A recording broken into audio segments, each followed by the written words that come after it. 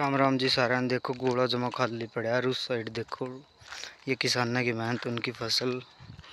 और सामने वो देखो गुरुद्वारा, उस साइड श्री गुरु रविदास जी महाराज का दरबार दिखने लग रहा।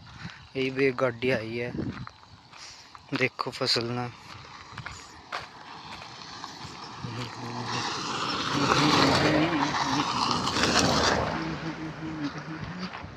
देखो देखो देखो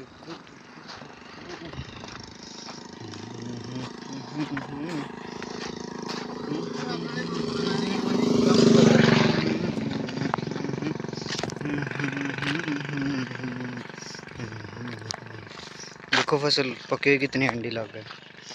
टावर और गुरुद्वारा देखो, सामने श्री गुरु रविदास जी दरबार।